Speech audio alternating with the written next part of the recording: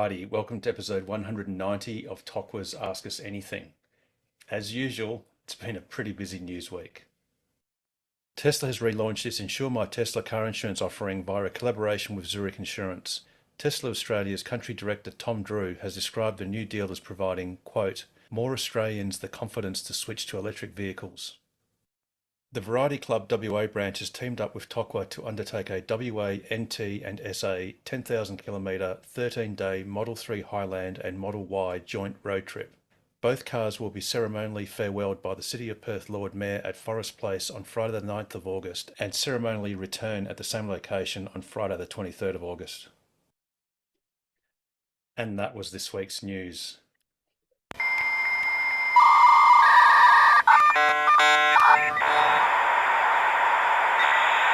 Indeed it was, and welcome to another episode of Tokwa's Ask Us Anything.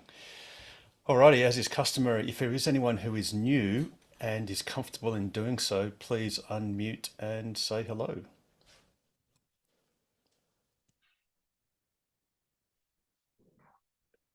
Or Yes, hello. My name's Paul. Yes, Paul, welcome. G'day, Harold. How are you going? Very good, thank you. Yeah, first time, dialed in, but been a member for a couple of years. Fantastic. Yeah. And tell us about your awesome car. It's just a Model 3 long range. Next month, 3 years.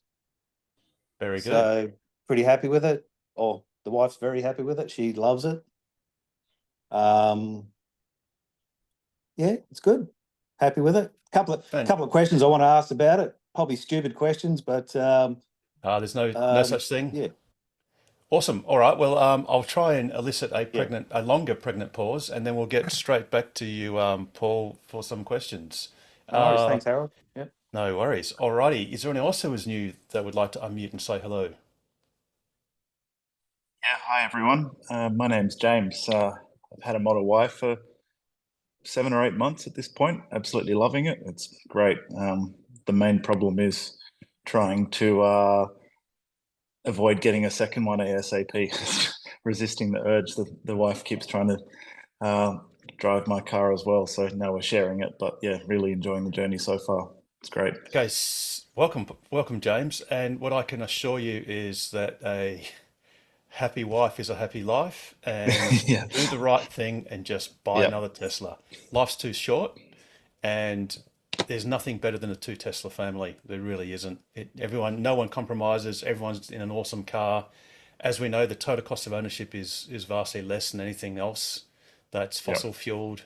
And yeah, life's too short. Just do it. You can afford it. That's great. You can make numbers work, and go to. So definitely some good incentives around at the moment. That's for sure. Even purely financial, it makes the decision quite easy. But once I drove one the first time test driving it, it was just an absolute no-brainer at that point. It was a big upgrade from my 20-year-old Subaru before that. So enjoying it, and joined in a few times listening along. But I thought I'd say hi this time around. So really thanks enjoying for doing it. And like I said, if you've employed people, or if you're self-employed, the novated leases, and or just if you're self-employed, just getting your business to buy it outright, and you get 0 rating for fringe benefits tax. That's a huge incentive. It's quite a deliberately distorting incentive for a positive, in a positive way. Yeah. And it really is making EVs just so compelling. I mean, more so than they already are. So I'm a small business owner with another couple of people, and I was the first one in the company to get one for myself personally, and my business partner's just done the same with an MG, and we're just going through the process of getting a charger installed at work as well, with the Charge Up grant, I think, as well, where the government's paying for half the install cost and everything at work as well for the charger. So right, okay, cool, no worries. All right, I'll bite my lip then. But that's a great thing to do. It's a great thing to do. Fantastic. And welcome. James, just a quick question. Is that a DC charger that you're putting in? Or? No, just a very simple AC in an old building that's got 10 small offices there. So very, very small scale. Yeah, No. not even. Yeah, it's all single phase and everything, so very small. But yeah, my business partner lives in an apartment complex where it's not very practical or easy for him to charge at home. I haven't got that problem. It's easy for me at home, but having one at the office is a bonus too. Absolutely. Absolutely. Fantastic. Alrighty. Thanks for that, James. And let's just go for a trifecta. Do we have a third person that would like to unmute and say hello?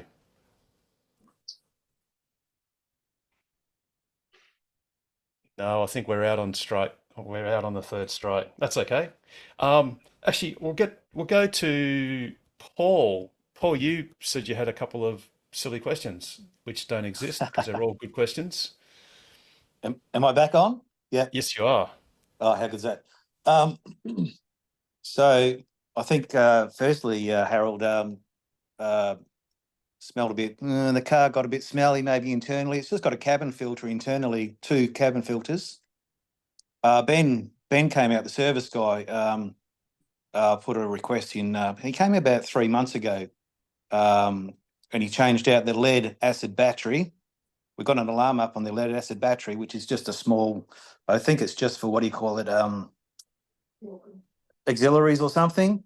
Yeah, well, it actually the 12-volt battery actually basically runs all of the non-drive components of the car effectively. So it's your aircon system, your entertainment system, the autopilot computer. It basically runs all of that, and it is actually mostly continually recharged by a DC DC converter. But there is a point when the lead acid battery fails, and those things unfortunately often almost drop dead, sort of not quite overnight, because you don't have to do cold cranking like you do in a conventional car, but they do wear out, and you do get a warning, and that warning, apparently you can ignore it for quite a few weeks or months. Yes. It'll be okay, unless of course it's not. So cool. So Ben did that, so that was cool. Ben came out, changed that out. While he was there, he rotated the tyres. So next month is 3 years we've had the Model Y. So I think rotating the tyres is probably next month is 3 years. Yeah, Model 3. Yeah. You said Y. Oh, sorry. Yep. Model 3, 3 years next month. He rotated the tyres, changed something on the struts on the rear boot, maybe some grommet or something, something on the strut. It could have been just the position of the cable that powers the rear light. It can get impinged, and then the light goes out. Ben actually did the same thing on my Model 3. And I was quite surprised because I put in a mobile request, and then I rang up and cancelled it. And I cancelled it on the app. And Ben rang me and he said, "Oh, look, I've already had you booked in. I might come out anyway and do this wire for the back light." And so, didn't charge me anything for it. No, that's right. Yep. Yeah, and so I mean, I've never heard of any other, car company that'll always try and avoid having to do more, especially when the car is under warranty. And I asked him, why he did it, and he said, "Oh, look, because we've noticed that, once you get a few Ks going, and once you've opened the boot, X many times, it can pose problems in the future. So they proactively did it while it was still under warranty, rather than waiting for the warranty to run out and then have me pay for it." I just thought that was absolutely magnificent. Also, Pete, there was an O-ring replacement on the top of the power for the boot. That was something they did as a mobile service for me with my Model 3. Got it. I've had my strut replaced on the Model X on the rear tailgate. Yeah, I thought he Ben did a good job. Changed that out, rotated the tyres, found a nail in one of the tyres and pulled it out, which was cool. Did you let the air out as well, or did it? No, it held tight. So crossed my fingers and he pulled it out, and that was awesome. Something on the driver door, when he opened it up, the driver door, it squeaked a bit, and he pulled the internal door frame out, the cover or something, pulled the electronics out and put a bit of something lube or something on some join somewhere. And anyway, that came good. But pretty happy about that. But I must have read it somewhere or got something. I smelled something in the car, like a manky smell. Oh, I know it doesn't have a HEPA filter because that's on the Model Y, but and on the Model X, but the Model 3's just got these cabin filters. Yes. So I ordered some cabin filters through Tesla through the app, and they got delivered to my house. So that was good. So I just went to a tutorial on the Model 3 Tesla site, and followed the tutorial. But the problem is, and this is my question, I think, getting to my question was, I pulled the passenger side, which is the driver's side in Australia, because it looks like the tutorials are in American Model 3, which Yeah, no, I guess would make it tells which you would the make side. sense. Yeah. You've got to go to the left side of the car. So go to the passenger Sorry, side. Harold. No, I Fred, pulled out sorry. the. So I'm Sorry. thinking passenger side. I No, pulled it's out the. not. Oh, sorry. Driver's side. I've done mine ages ago. Ah, Definitely the Oh, driver. apologies. right. So you've got to pull it out past the pedals. It's a bit of a hassle, but you can do it. Right. So that was my question was, because you need a special. So on the left hand side, on the Australian car, on the passenger side, it's just got 4 little plastic. What do they call them? They just pop out. But on the driver's side, it's got, I think, 3, and it's got like a tool. You need like a star shaped It's a Torx. tool. I can't remember what it's called. Torx. Yeah, that's it. Anyway, I just wanted to clarify that it is on the driver's side, because I Definitely. pulled the passenger side out on the Australians and there was nothing there. And I'm thinking, well, where is it? So it must be on the driver's side. I just wanted to double check with the forum to see that it was there, so I can definitely pull it out and change out the filters. That was all. Yeah. Before I go Yes, over that's it. what So you that said. was. Yep. I stand corrected. It's the driver's side. Thank you for the clarification. By the way, yes, the Model 3 filters are just cabin rather than HEPA filters, but you can get third-party HEPA filters, and even Tesla will actually install that for you. So they don't like to install products, third-party products, but yeah, they did the HEPA filters. Right. It said something about every 2 years, I think you should change out these cabin filters. It differs depending on which model car you have. Right. I think they've gone to every, is it every 6 years now on the latest Model Ys? Yeah, that's because they've got huge filters. Yeah, I mean, according to Tesla, this is a photo that I scraped off X, and it's actually it's like a, I don't know what you call it, a poster, but it's actually got real things done on it, and it tells you about maintaining a Tesla. So talk about a brake service, which is just, and it's in cold climates, so that doesn't really apply to us here in WA. But just to check your brake pads, just to check the fluid, whether it's clean or dirty. They've got the aircon, so they say routinely replace the system's desiccant bag. To be honest, I've never done that on any of my Teslas, and I think the furthest one of them's gone is 220,000 Ks, and I just never bothered. But they do say 4 years. They talk about tyre rotation every 10,000 Ks. You just rotate them front to back, and then you've got your cabin air filter, which is every 2 or 3 years, depending on model. Right. And I guess you can also apply, I mean, to be honest, I mean, my car's done 109,000 Ks in 18 months. I still don't have a smell. So you could just apply a bit of a sniff test if it's a bit off. Expiry of those 3 kilometres. Sorry, let me just got to mute that one for a sec. Yeah, so you could just apply a sniff test. If it's smelling a little bit stale, then definitely change the cabin air filter.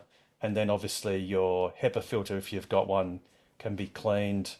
Again, they're really big, and unless you've got a lot of dust in it, probably not going to lead. And it always gets fed with fresh air, so you're not really going to need that change very often. But this is just Tesla's sort of panel, and then they talk about tread depth. But I mean, we all know that you need enough tread on your tyres. So with those cabin filters, you can get them with, I put ones in with carbon activated carbon in them, and that was 3 years ago, and they've been perfect. Right. And Tesla also modified the software. Must be a couple of years ago now. So what you'll hear if you That was drive, so if you go for a drive and then you've got certain conditions where it's moist or whatever, and there's moisture build-up in the aircon system, when you park your car, within a couple of minutes, you'll hear this fan going, and it'll go for quite a long time, probably about half an hour. And that's actually drawing fresh air through the aircon system to deliberately dry out the evaporator, which is the bit that gets cold and moist, obviously. And it's designed to drive out the moisture internal to the aircon system, so you don't get that build up of mold and whatever. So that's what the car will do. And it sort of sounds wrong because you think, well, why is this fan going off? I've turned the aircon off, the car's sort of, turned off, but it does this to prevent these smells in the future. Because there was a time when Tesla, they had a bit of a reputation of getting quite stinky, and they'd go to service, and service would do things like inject ozone into the system and try and kill the smell, but they just realized they had to change the software. So I think it's less of an issue these days than it was a couple of years ago. Cool. Thanks, Harold. I replaced my filters with the carbon type things as well, and I swear by them. They work way better than the originals did. And they're pretty cheap. How much were they, Shane? Nah, couldn't tell you. And cheap enough that I didn't pay attention. Oh, well, that's just relative, isn't it? $20, $30. They weren't much. Yeah. Was that through the Tesla store? Or? No. It was eBay. Oh, right. Okay. Now, gentlemen, with the Zoom name of iPhone, I think you might have had a... Harold. Yes. Gilbert George, how you going? Yeah, good, Gilbert. I haven't been on for a long time, but I have a welcome completely. Oh, yes, good to be back. I have a completely different question, but the filter conversation has been interesting. I made a few referrals and then over enthusiastically exchanged the points that I had accumulated for a lot of free charging kilometres. And I have about 5,000 kilometres which expire on the 6th of August. I just wonder, is there a program or a system where I can exchange them for, for full self-driving or something, or somehow extend the life of those free kilometres?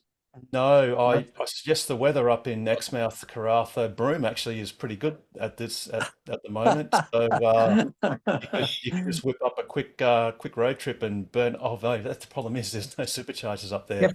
Go to Lansing, go down to Albany.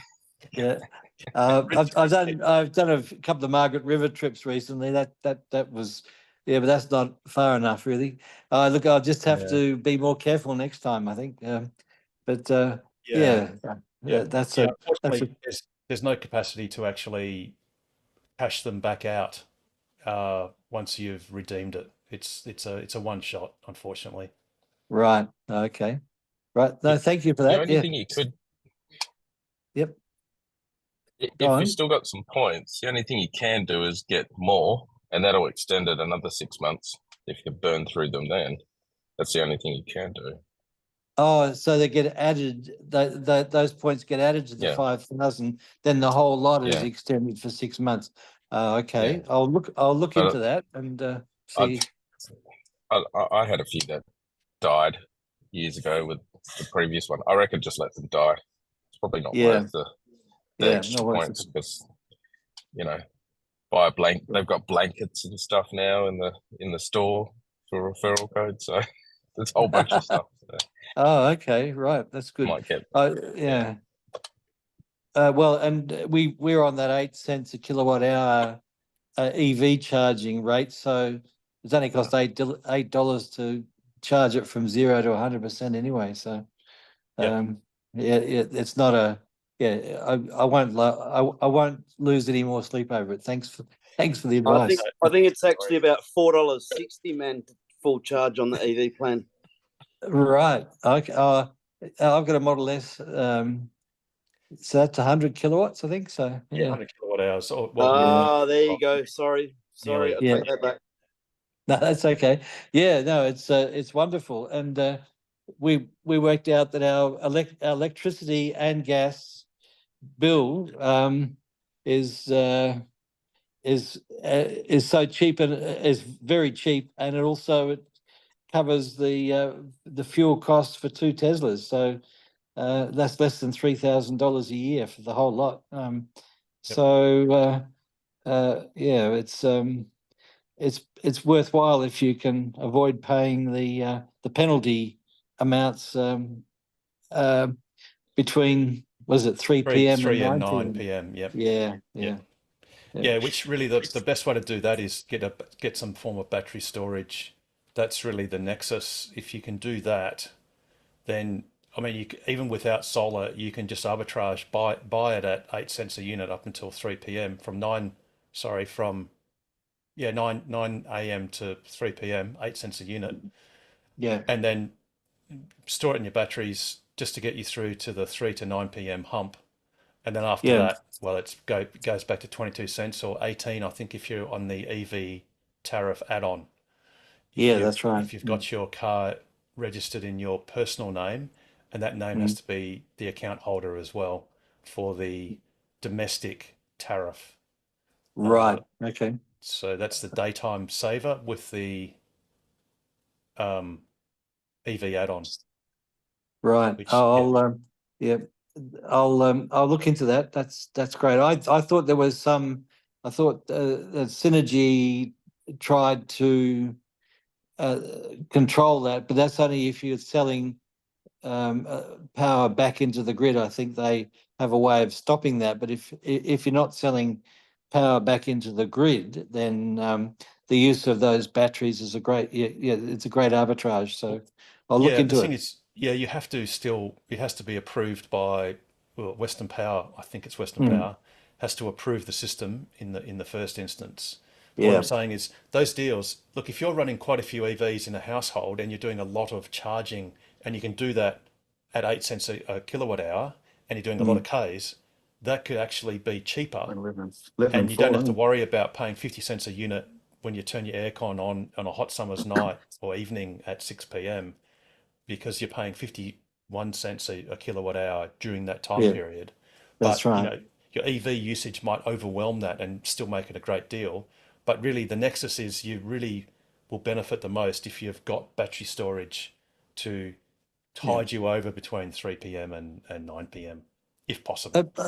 I think as Tesla still has has that software where you can use your car to arbitrage, but basically leave it plugged in and it charges itself up in the cheap when it's at home, of course, and then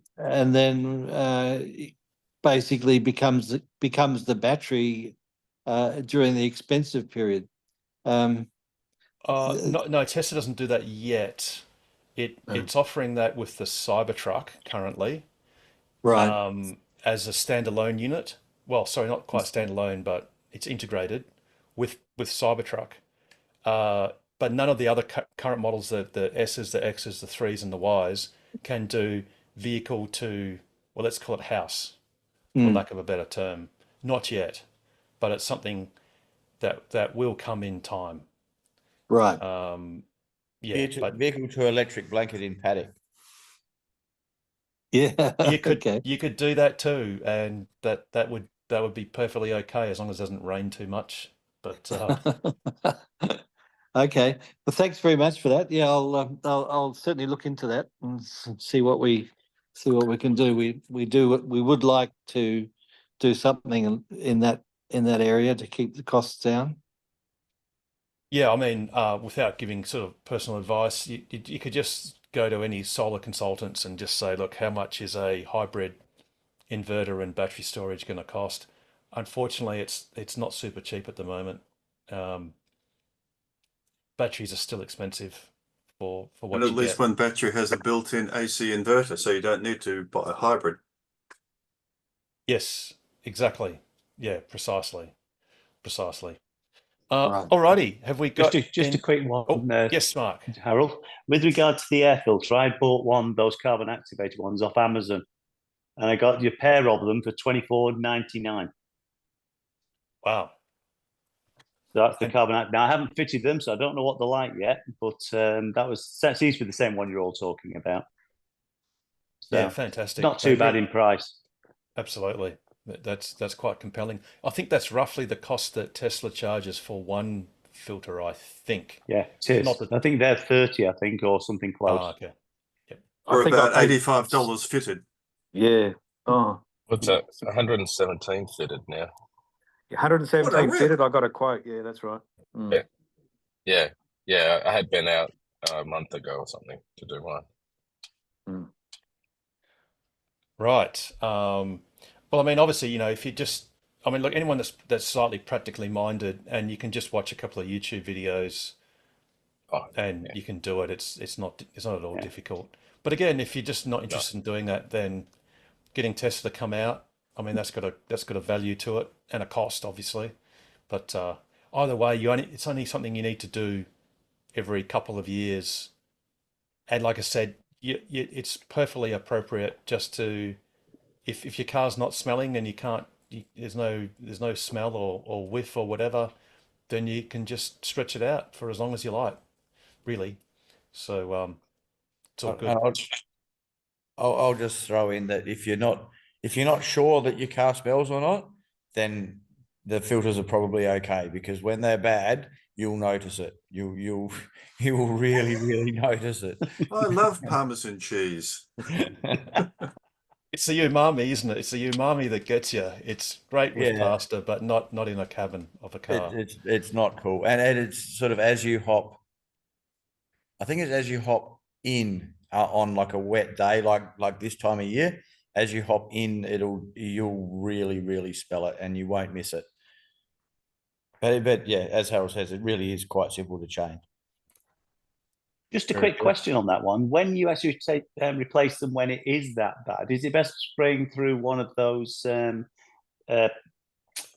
of anti-smell cans you can get? Yeah, where actually disinfects your system. Or did you not bother? I did do that. I got a air conditioner can thing. Which I think I used about half of it. And I haven't done it again, but yeah, I used about half of that air conditioner cleaner stuff. It fixed it.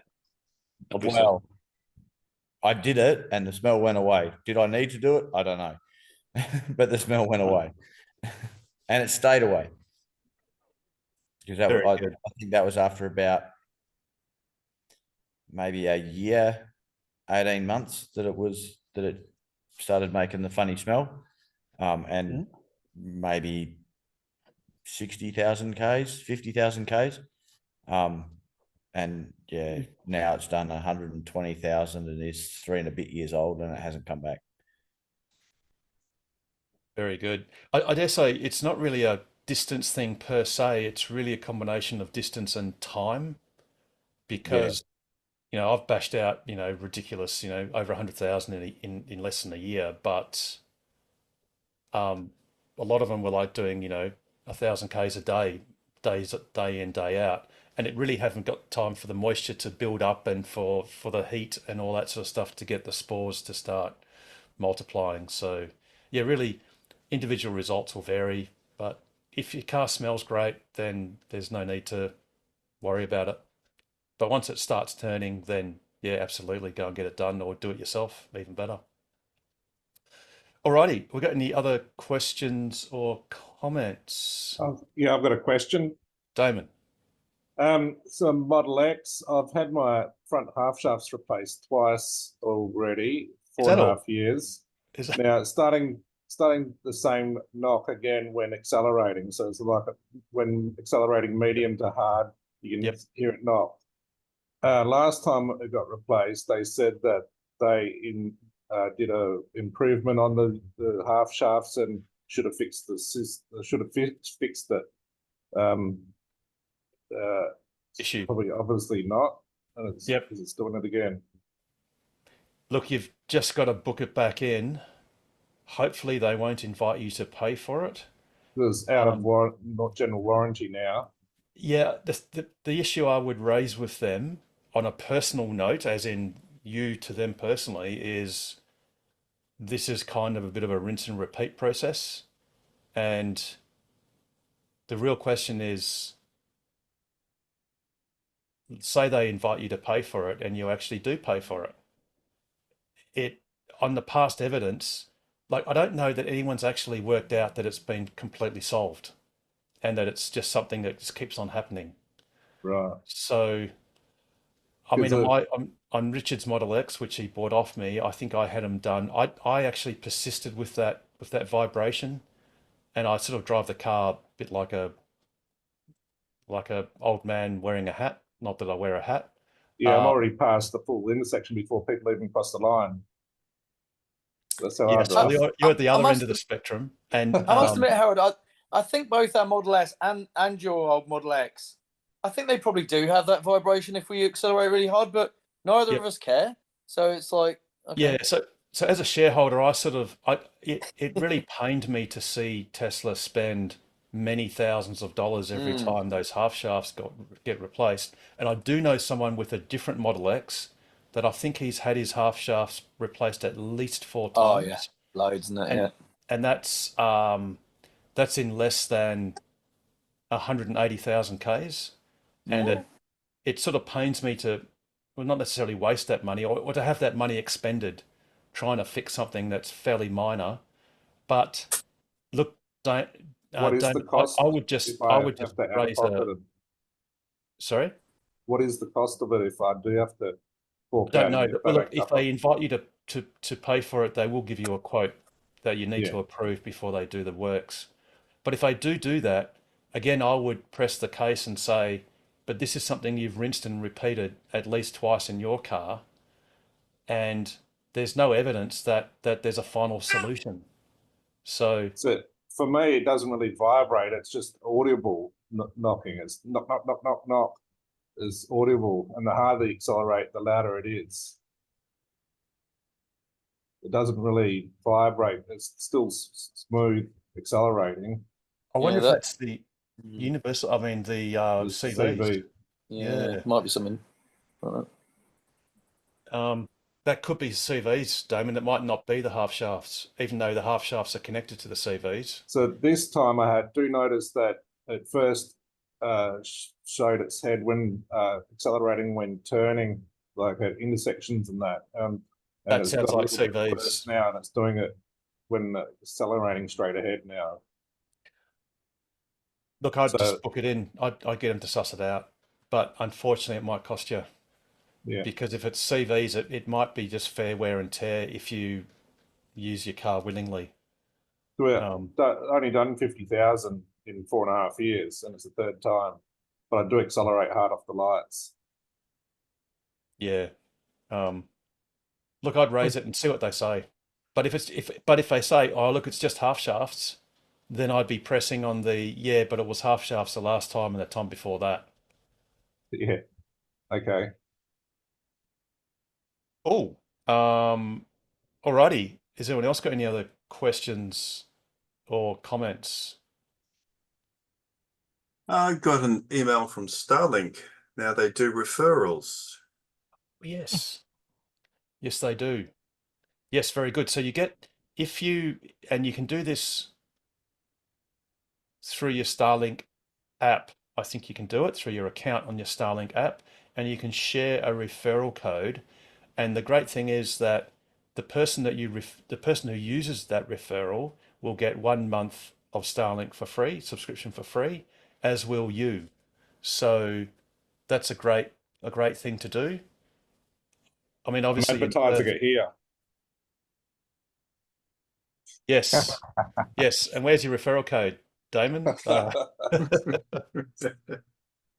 But I mean, obviously in Perth there aren't all that many people using Starlink, but in the rural regions, it's everywhere. It's literally everywhere, and I think virtually every grey nomad. Well, if ever you sort of wake up in some sort of stupor at a caravan park and you want to know which way is south, just look for the Starlink dishes and they'll all be pointing south on the caravans. Yes, So, I'll be talking to a friend who can't get NBN fiber to the premises because of the land that he's on. Yes, he's in Perth, but he can't upgrade to fiber the premises. So we were talking about Starlink. I might have to slip in my referral code. yes, yes. Harold, I tried that trick today. I went and took my Starlink dish off my roof and went down to Byford where we need it for a weekend. Yep. And it didn't work, but once I changed my address to there, it worked fine. Ah, perfect. So there, Yeah. I think he's planning to get Starlink, so I should tell him about the referral. Yeah, absolutely. It's a win-win because you both get a month for free, and that's a great thing. Yeah. Of course, the code wasn't very clear whether it's a standard or the roaming subscription for the month. When So you I've got changed roaming, which is more expensive. When you changed your address, Richard, is it locked in for a time period before you can change it back?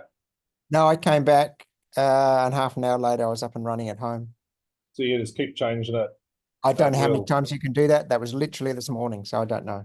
I think there's no limit. The risk. It's a hassle, but you know.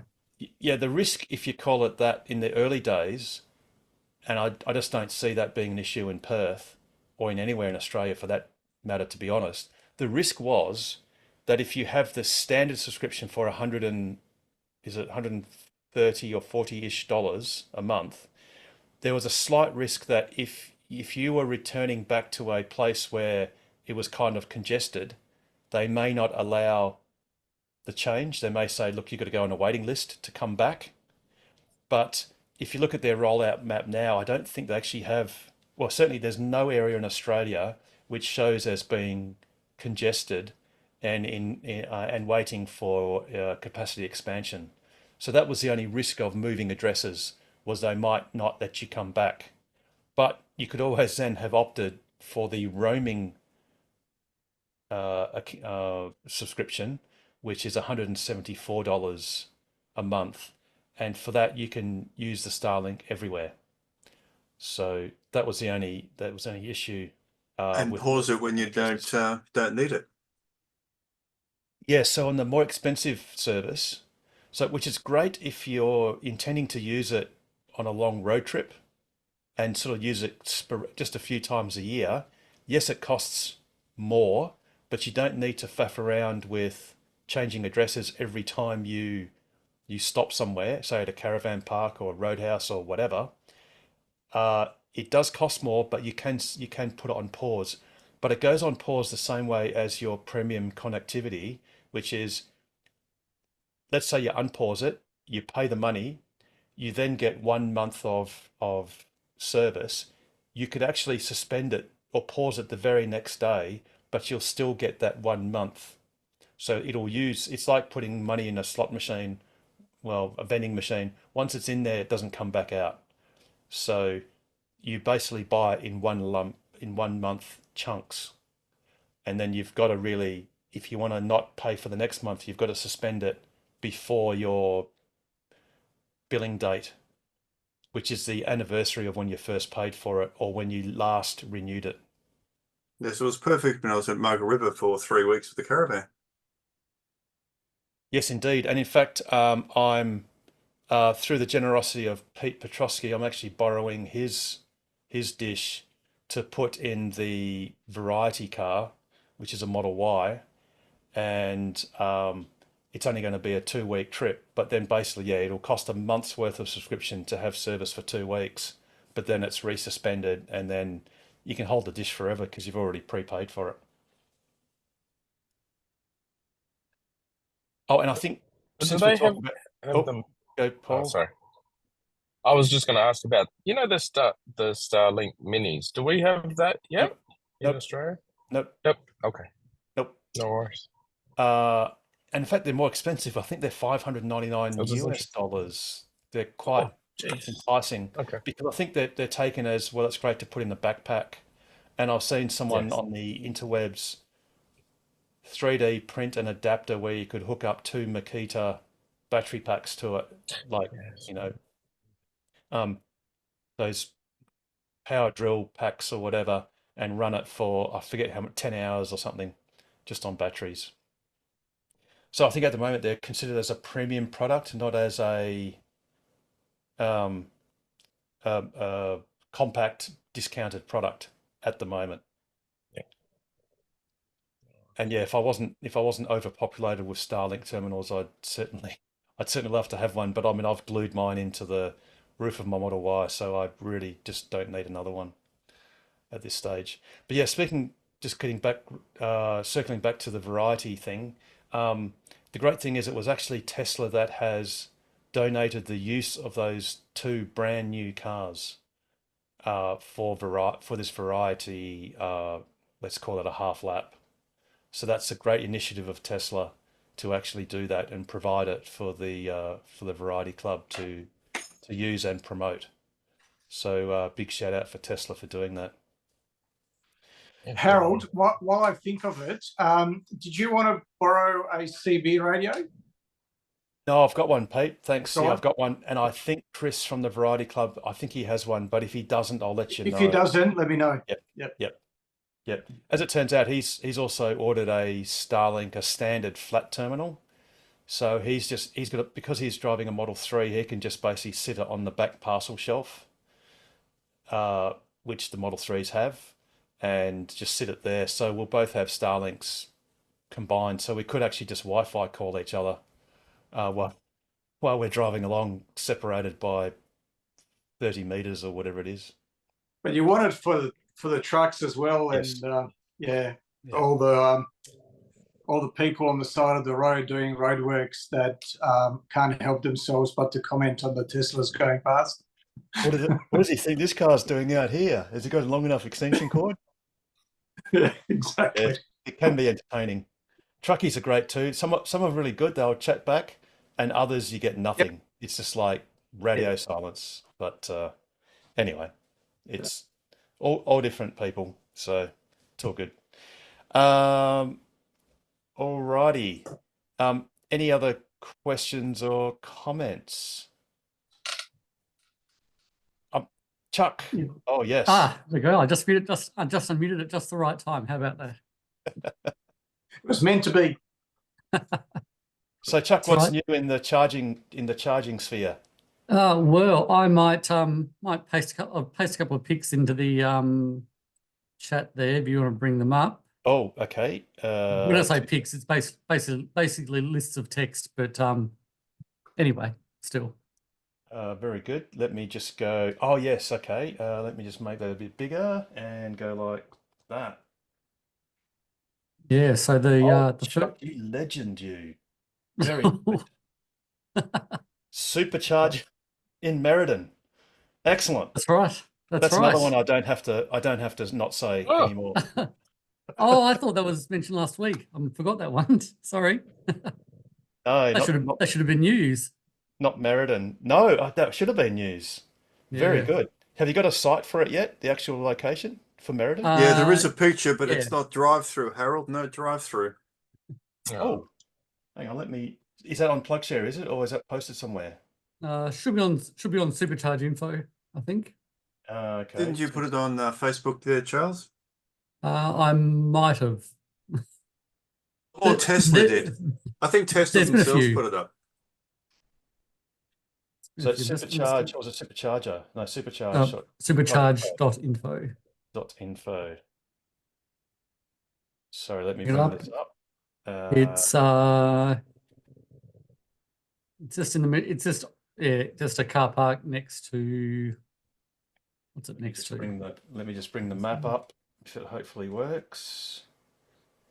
Oh, it's not there. Oh, there it is. Yeah, just a car park in the middle of the town. Details. Where's your? Oh, there it is. Forum. So that should show the pics. Okay. So it's a 1, 2, 3, 4 stall. 4 stalls plus space for a. Yep. 4 stalls plus space for the cabinets and so on. Okay, so there's a cabinet. If we can make this a bit bigger. Yep. So there's the big cabinet, and that'll be the switchboard. Oh yeah, no, or well, whatever. Yeah, one of the orange one's the transformer. Oh, gotcha. Right, and then blue that's one's the the power cabinet. unit there. Yeah, fantastic. That's awesome. So like I said a couple of weeks ago, we've got proof that Tesla is committed to installing superchargers. Yep. So without giving anything away, we already know there's Meriden and there's going to be Southern Cross, because Southern Cross is already a winner. A voting thing, yeah. Of the voting thing. So that's right. And I guess I dare say, you can just draw your own conclusions. It's not going to be very likely that Kalgoorlie's not going to have a supercharger, because that's clearly the destination. And a great one at that, because there's quite a few people that do Dido, drive in, drive out to the goldfields. So if I just actually there was something I checked on the maps. I checked out the distance Perth to Meriden, and that was 260 kilometers. 260. And then I thought, what's 260 after that? And I looked it up, and Coolgardie is about 290. So they can even skip Southern Cross and just go straight to Coolgardie, and they probably won't. But it seems that Tesla are fond of doing between 100 and 150 kilometer intervals. Yeah, they will. But I'm just, it's just if they just happen to only have time to install a couple of them or whatever, then you can do those really long legs, and Yes, as a bit of a halfway absolutely. thing. So so we've got and we've got those. Yeah, so those two down the bottom. Yep. And the rest are all around the rest of the country. If it's if anyone on the chat is going for a big drive, then they might be interested in those ones. But all of these other ones were either opened or identified in July. So that shows how much is happening this month. They've kind of picked up the pace from after the mass sacking. Yes. Kind of worked out a few. They've got a few of them on the move now. One of the interesting ones is that one at Yandina in Queensland. Yep. No one saw that or found a permit for it or anything like that. The first anyone knew was when Tesla sent out an email for an event at the site. Wow. So even to this day, there's no photos on PlugShare, so I don't actually know how many stalls it is or anything like that. And that's the Ginger Factory. Ginger Factory, yeah. So it's just between Sunshine Coast and Gympie, I think. Oh, okay, cool. Yes. Yeah. Okay, cool. So you've still got a bit of a gap though, because after Gympie, you've got Calliope. Yeah, I think Calliope's next, or Rocket. Calliope's next. That's a bit of a gap, and then you've got Rockhampton, which is closer to Calliope. Not much after Calliope. Yeah, it's only a little bit.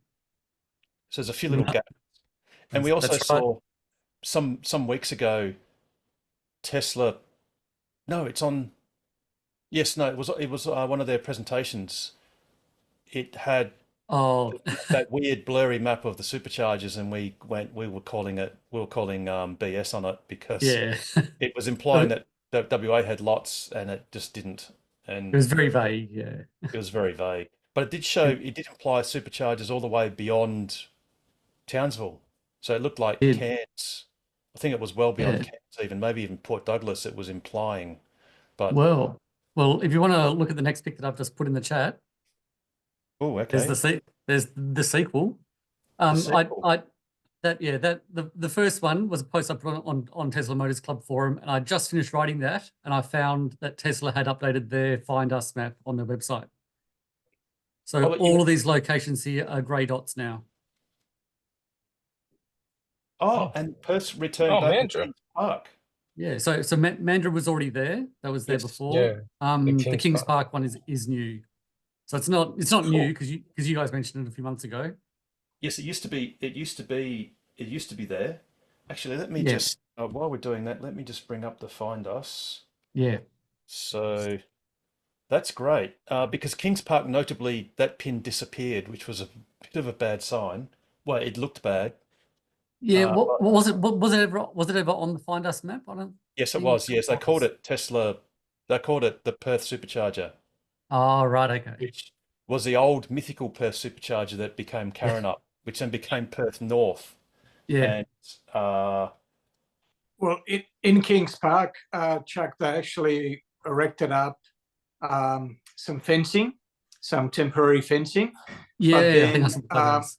yeah, then when the firing started, that fencing was taken down. Yeah. So that was a really bad sign. But yeah, this is. I get very excited when you come on, Chuck. You always come bearing gifts. This is fantastic. Thank you for this.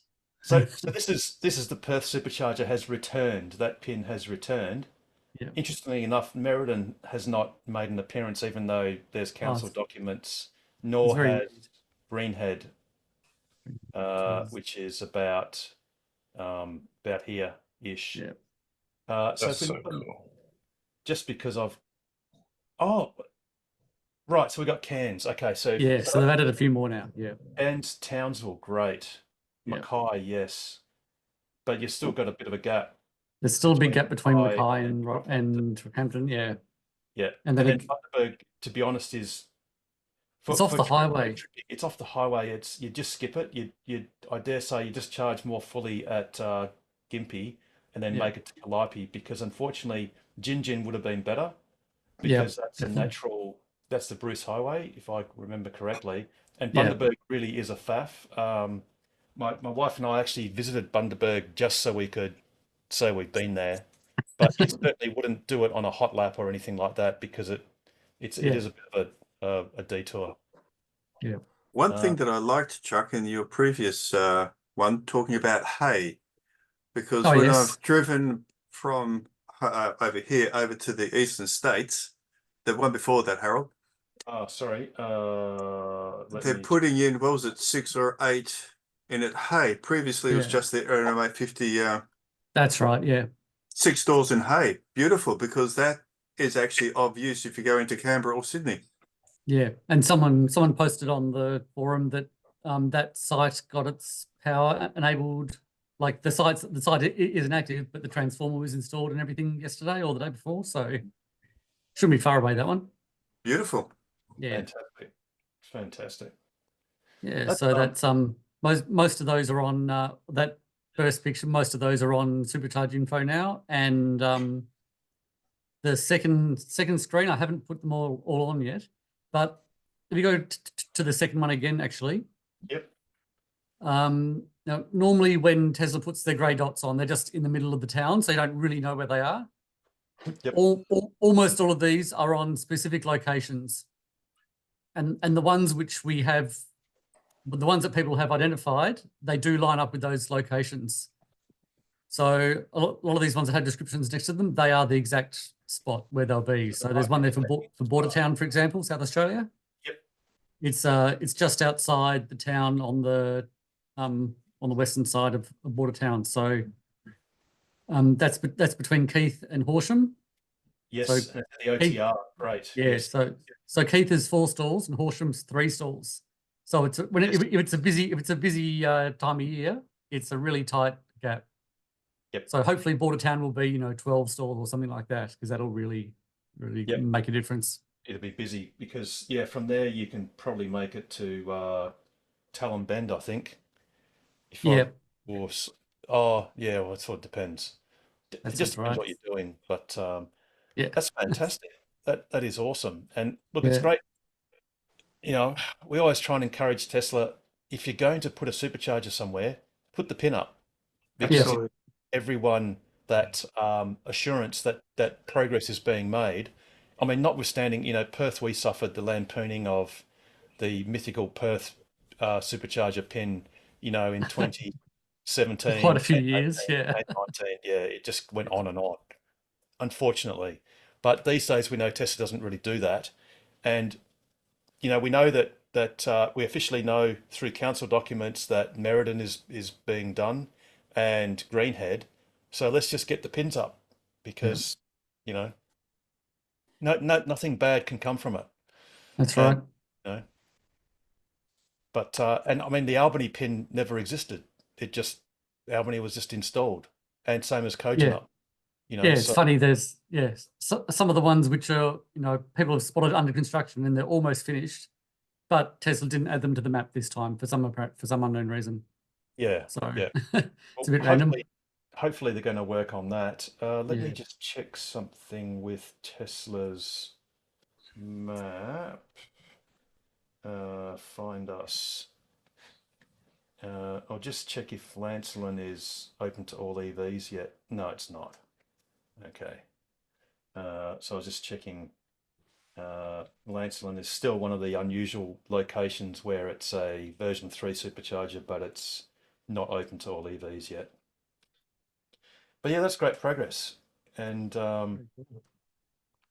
yeah, I mean, as we know, the more superchargers, the better, because to be brutally honest, they are the ones with the biggest chance of actually ever working. Yeah.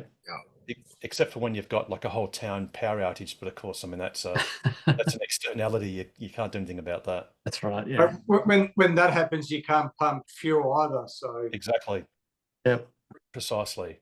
So that'll be good. And, yeah, I'm definitely going to be using the Queensland ones soon, Chuck. So for your next lap. Yeah. So we're doing this variety club lap. Well, half lap. So that's just basically, it's doing what Rob Dean did, which a couple of months ago, which is basically just going from Perth. Whoops. Seeing a little conniption. Perth to Broome to Darwin to Uluru to Adelaide, then back to Perth. So it's like a half lap. But that's only going to take 13 days. And uncharacteristically for me, which I'm a bit nervous about, every single accommodation has been booked. So you either make the accommodation or you make the accommodation. There is no failure is not an option. Yep. So Chuck, that last picture you put up, was that a recommendation for the Variety Bash? Oh, that vehicle photo I just put up. Yeah, that would make great for. That's just something that appeared on the Tesla Tasmania group yesterday. Yes. So yep.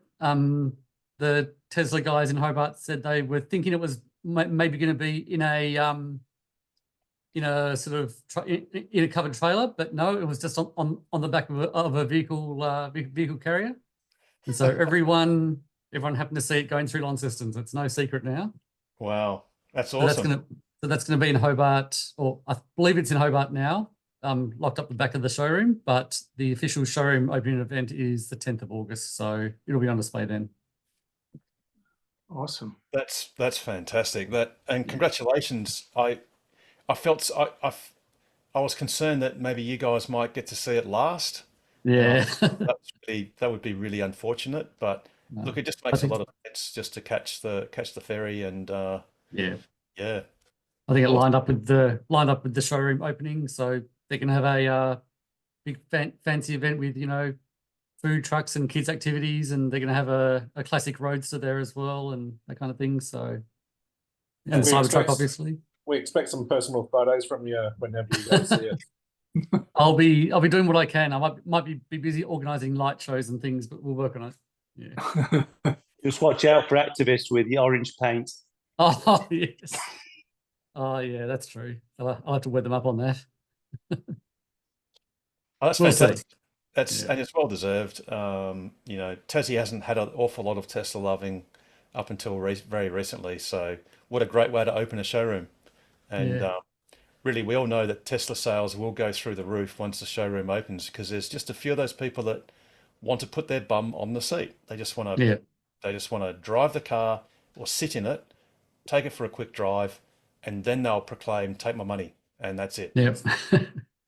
That's right. Yeah. Hopefully, I mean the showroom's been semi-open and doing test drives for months now, but so it'll all be official now.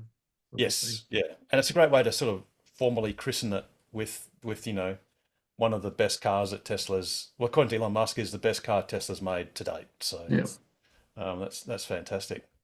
And I dare say, in the Perth, the O'Connor showroom, which I dare say is probably one of Australia's probably best showrooms, but I mean, well, obviously very parochial, but it is huge. And it's great. And the whole complex is fantastic. That'll look great with the Cybertruck in the next, I don't know, month or so, or whatever it is, short period of time. So that's fantastic. Not before August 10th. No, not at all.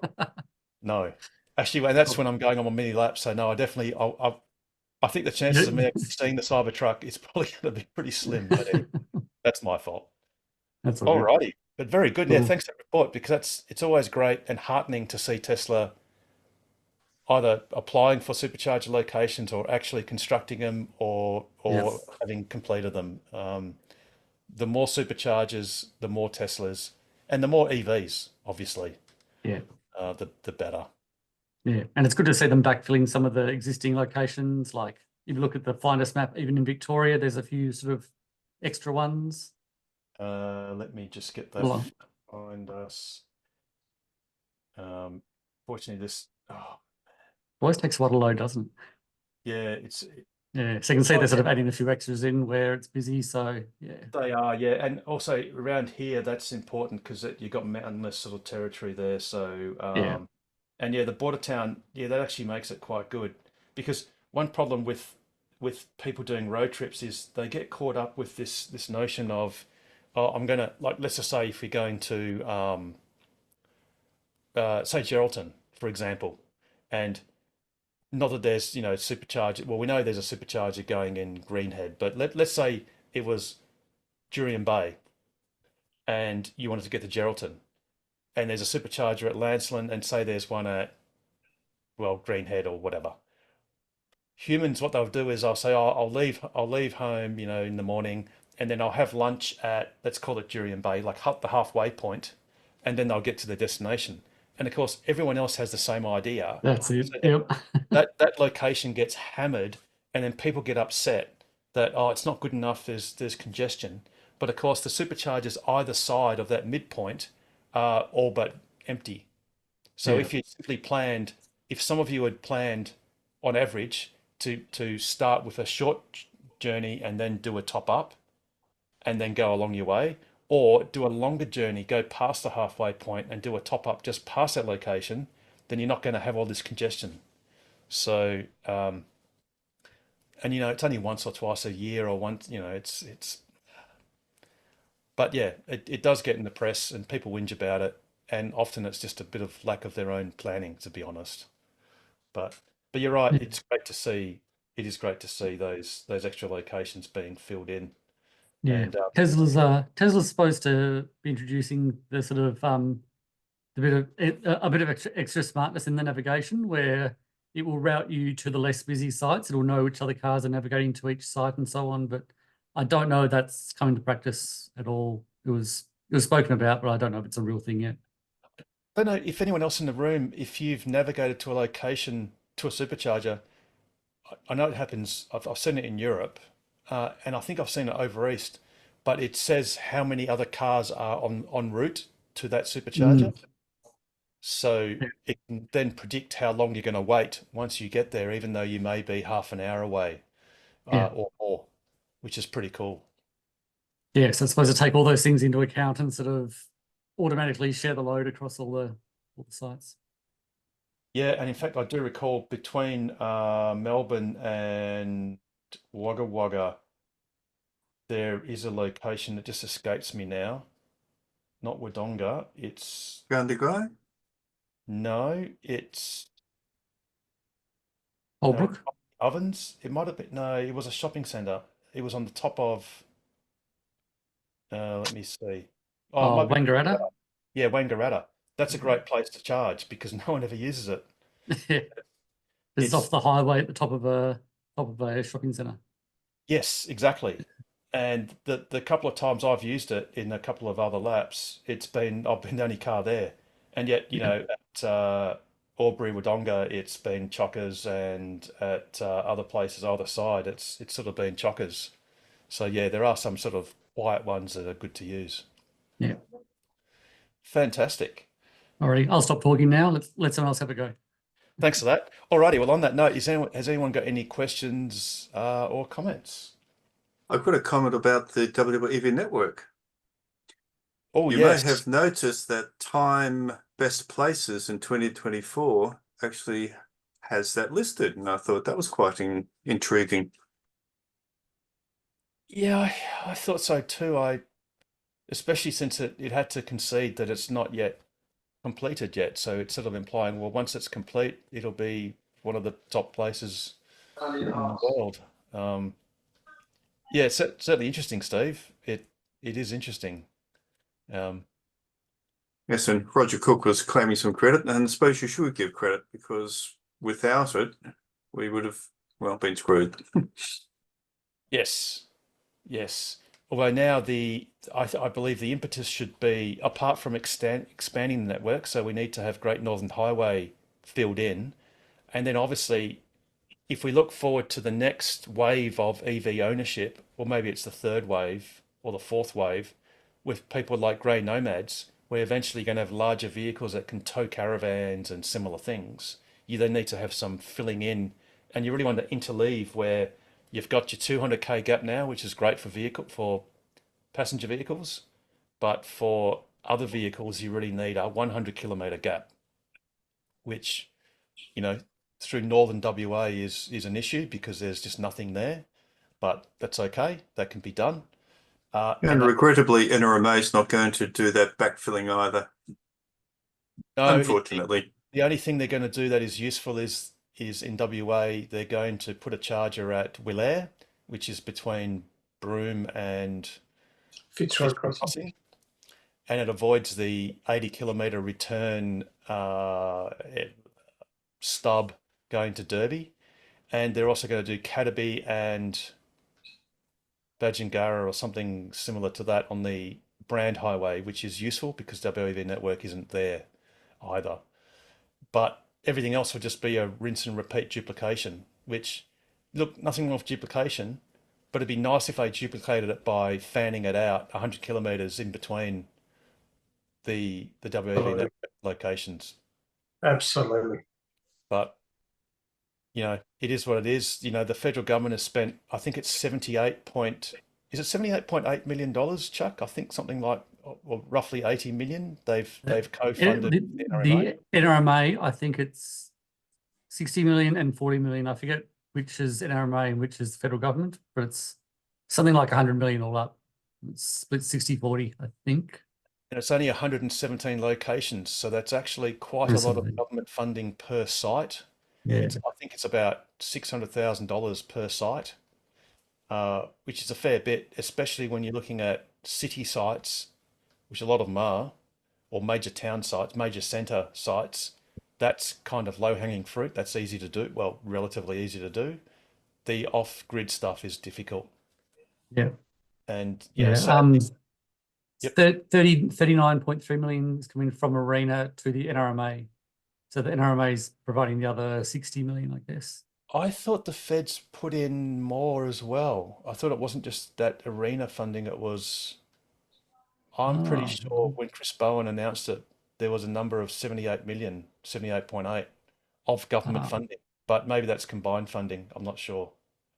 I know there's a whole fund called Driving the Nation, which I think this might be one of a number of projects, maybe. Driving the Nation's Arena. Yeah.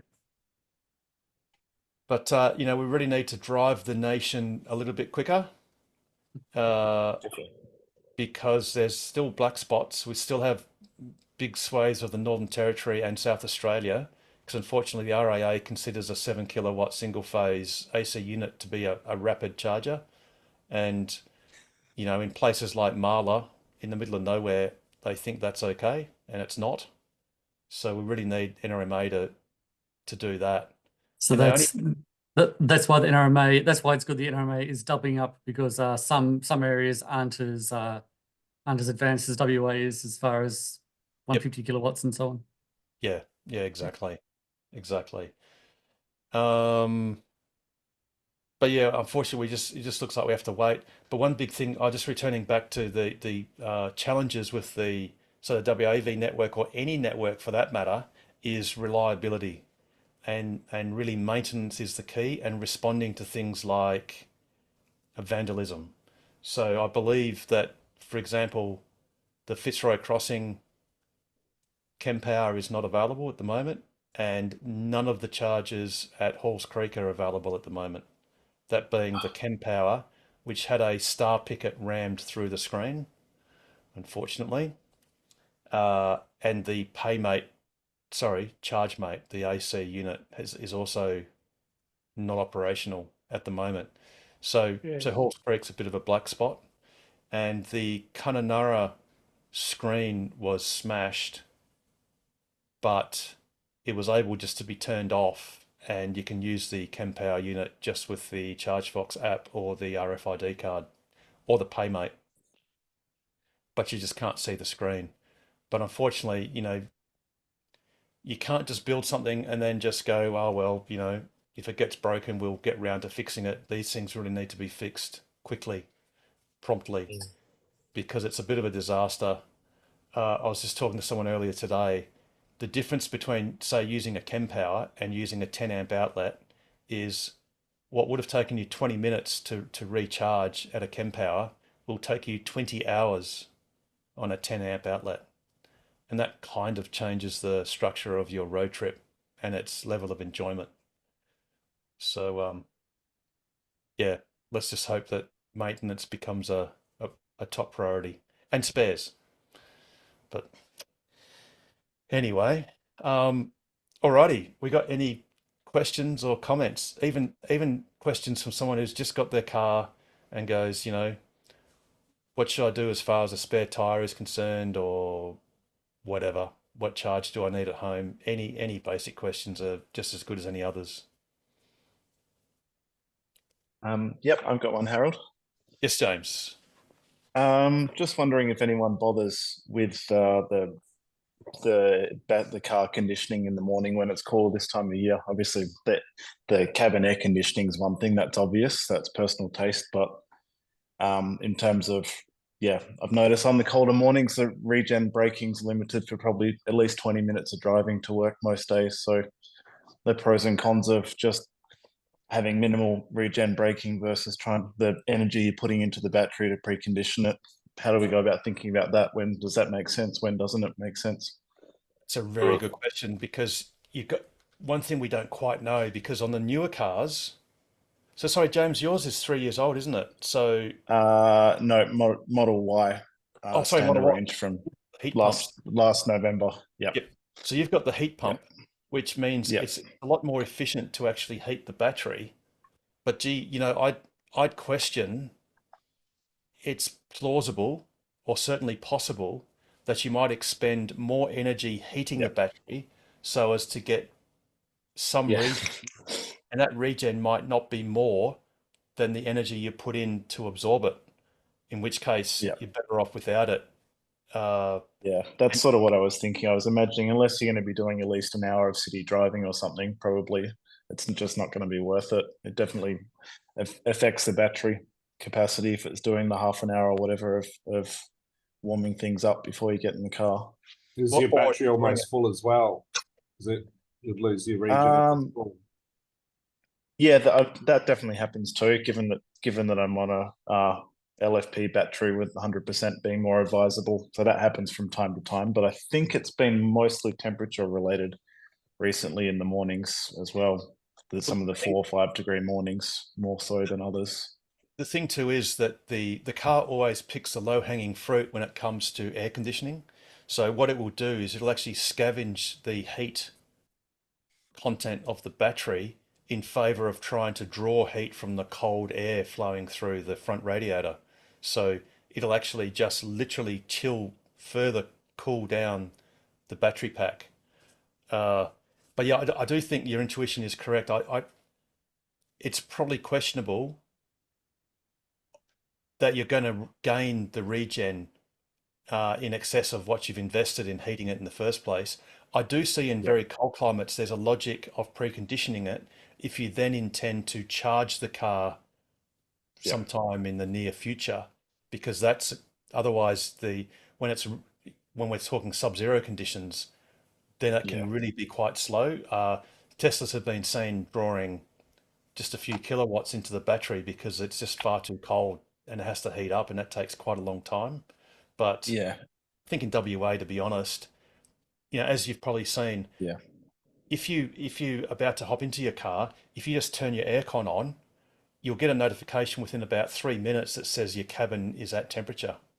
So that process is quite rapid. So I'd err on the side of, I guess, conserving energy as far as not wasting electricity per se. Yep. Yeah, the cabin temperature is a no-brainer this time of year. But yeah, actually, now that I think about it, I probably thought of it more. A few weeks back, I was in a similar position to someone else, trying to use up my supercharger kilometers before they expired, and I'm only 10 minutes from Coogee. I normally charge at home, but that kind of short distance, coming straight from home, there's not enough time to precondition the battery properly then anyway. So it was fairly slow. It was a longer than expected shopping trip for me, which I try and avoid normally, but still charging for free was not nice and good as well. But yeah, that's probably when I started thinking about the battery preconditioning a bit more because of that. Yes. Every other time I've done a supercharge, it's on a road trip somewhere, so that's not a problem. But the short distance from home, that was the other scenario that made me think about it. Yeah, and the thing is, on a short trip from home, no end of preconditioning while you're driving there is going to do anything. It just takes too long to make a big difference. But cool. Well, have you got any follow-up questions perhaps, or has anyone else got any questions or comments? No. Okay. I do have. Let's have a look. I do have a couple of little interludes. Since obviously the best car in the world is the Cybertruck, and that's just what it is, there's a great video that was taken on a dirt track in a forest by someone with some fairly good FPV drone skills. Which almost looks like a simulation, and it goes something like this.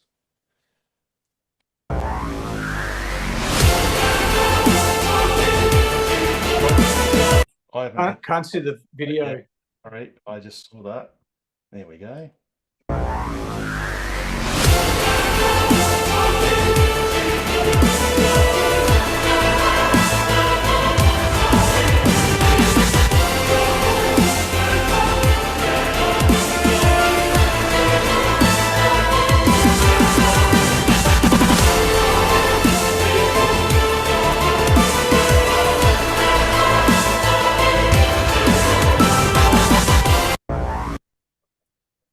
Anyway, I reckon the drone guy, the Cybertruck should have run over the drone, as in air sort of thing. But anyway,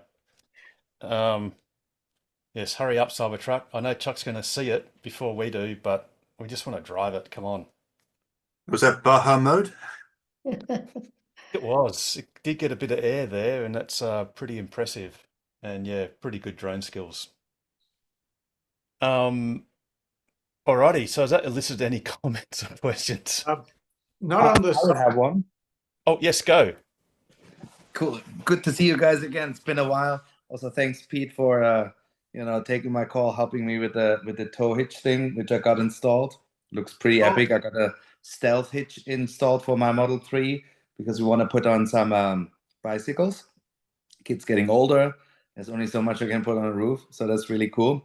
But what I've noticed is, like, it's a bit unrelated, that driving my Model 3 now, sort of I think the center console seems to sort of rub a bit more, sometimes going around corners a little against the seat. So it's like, since the car is so quiet, I've never had any rattle, any noise, anything at all. So it looks like that the sides are sort of rubbing against the center console. And I wonder if there's something you can, like, if someone has the same experience and, like, Christian, sort of, it's actually really interesting that you mentioned that, because it was literally only 3 days ago I had the same thing. Only in my 2019 Model 3, in the old one, and I couldn't work out where the sound was coming from, but you're right, it was between the seat and the center console. Now, all I did was actually put my hand down there in between the two and just sort of pull the seat towards me, and it fixed it. It's gone. All right. And it hasn't come back. So what I've also noticed is that, so I'm going to try that too. And maybe I'm too fat. Like, maybe that's what it is. I mean, I'm going to say, I don't know. Well, I'd be fatter like, than you. So when you open up the center console, I can even get sort of this sort of rubbing, it's it's a weird sound, like it kind of. I mean, it's not that much, but it's like because everything is so quiet, you notice it, right? So that's the thing. So even like just opening it up, and it doesn't even touch the seat. So even like the hinge or like whatever that is seems to also like this faux leather kind of. Is it a squeak or is it rubbing against something? It's more like a squeak. Yeah, thank you. It's more like a squeaky kind of a weird sound. Yeah. Okay. Mine does that too, but that's because I've got a like a protector over the fans for the second row, and then I've got a protector on the center console bit that comes out as well, and the two, if they're not put on properly, the two just touch. But yeah, with the squeaking, I suppose you could just spray some lubricant on it.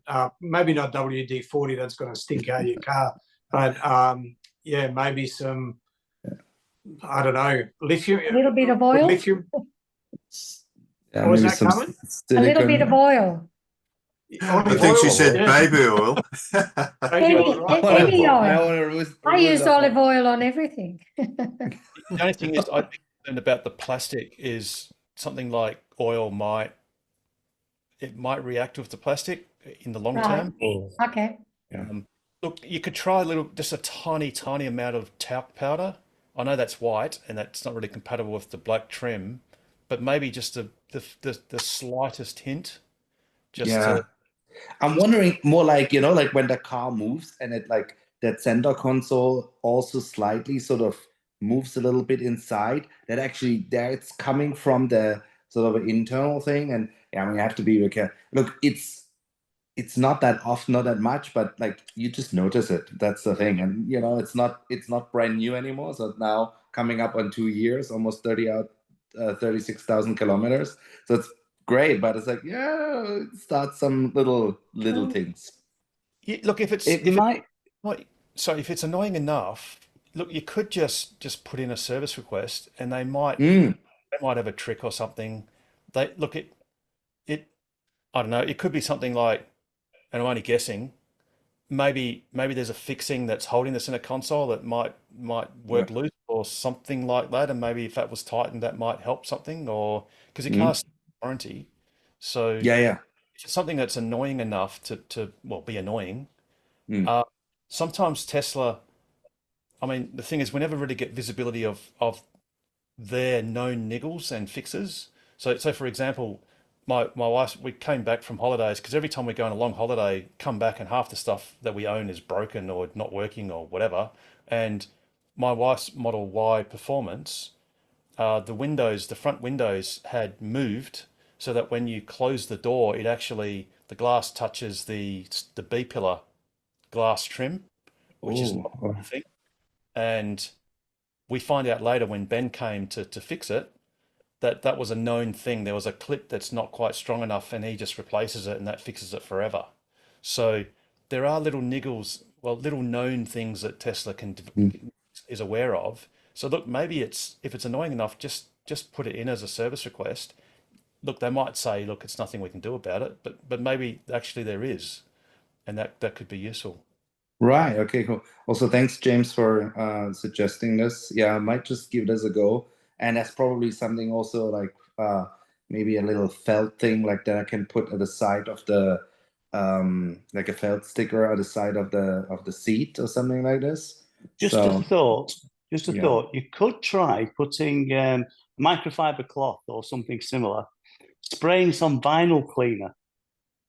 You clean your seats with the vinyl cleaner for cleaning your seats. That's true. Yeah. Just rub that between the two joints. That'll lubricate both, because it's the cleaner that cleans the vinyl, and it might just lubricate it enough to stop the squeak. It's just a thought. Fair enough.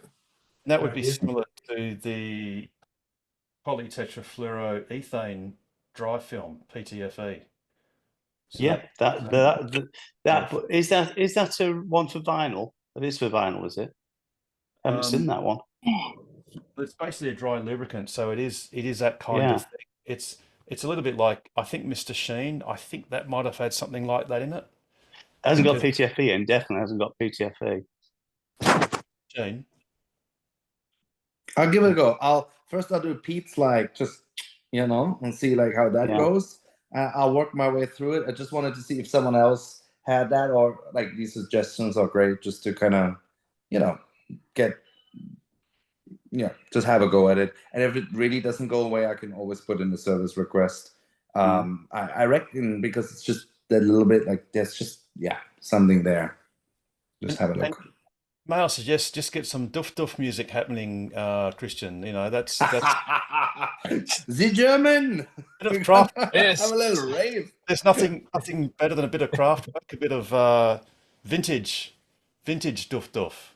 You're gonna laugh. A bit of heavy metal. I have my little kids in the back, right? A 4-year-old, a 2-year-old, and driving, and in this traffic, it's annoying. And there's like this very like it's called red light, green light, but it's like a sort of a rave kind of a version or something like this. And there's like there is red light, you stop, and green light, you go, and they are just having a blast in the sound system, right? It's just absolutely epic. It's like a little rave bunker there. It's awesome. It is. No, it's good.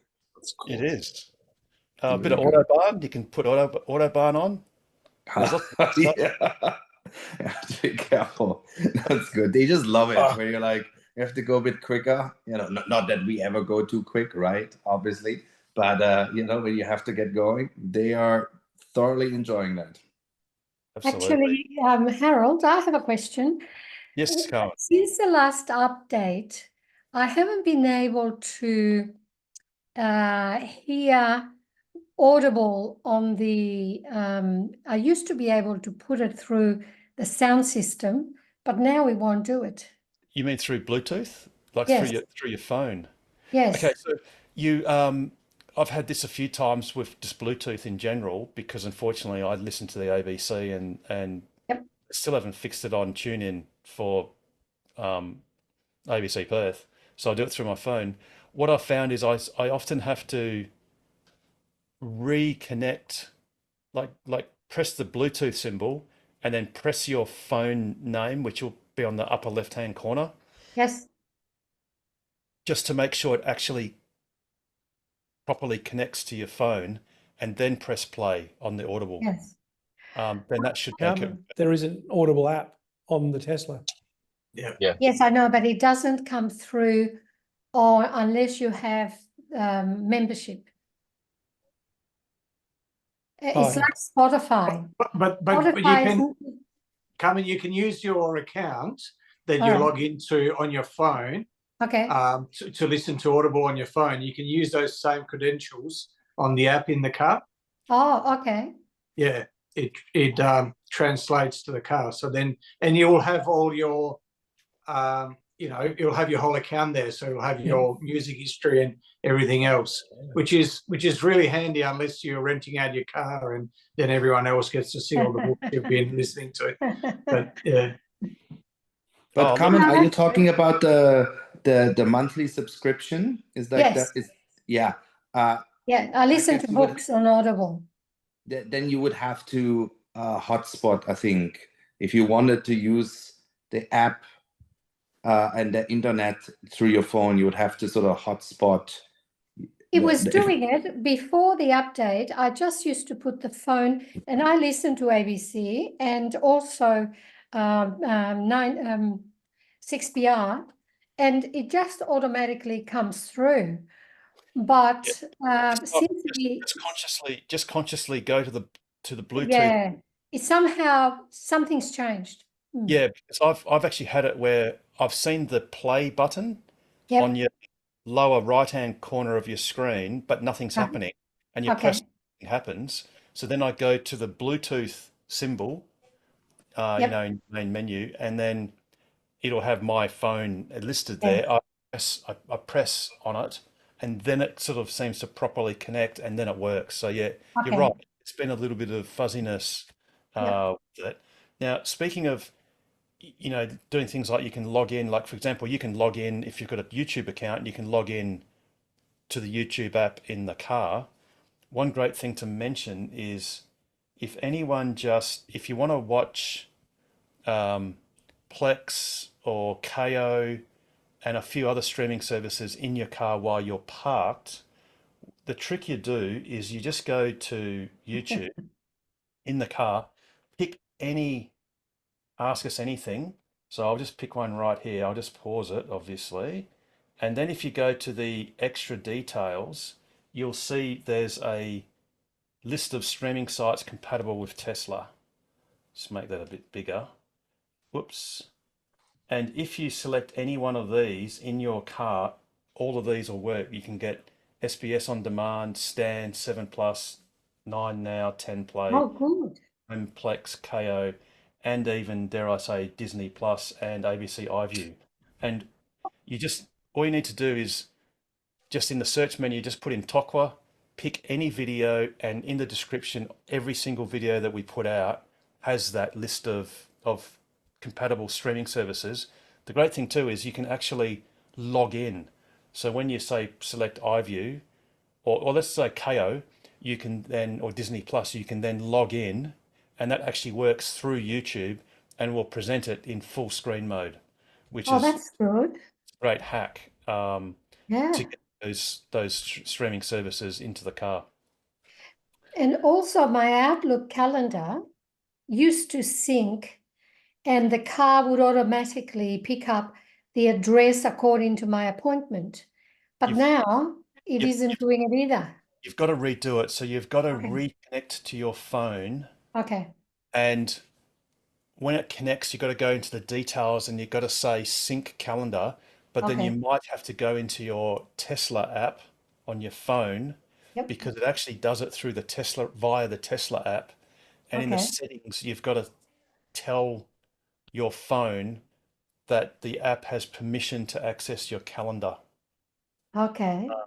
And I think contacts and address book. I think it's the address book, but so it's a bit of a faff. You've got to sort of connect it once on Bluetooth as a Bluetooth audio device, and then you've got to enable calendar sync, and you can even get it to read out voice messages, text messages that come in. It does that. It does that automatically. But the calendar sync, you've got to turn it on, and then it will say something like reconnect your phone.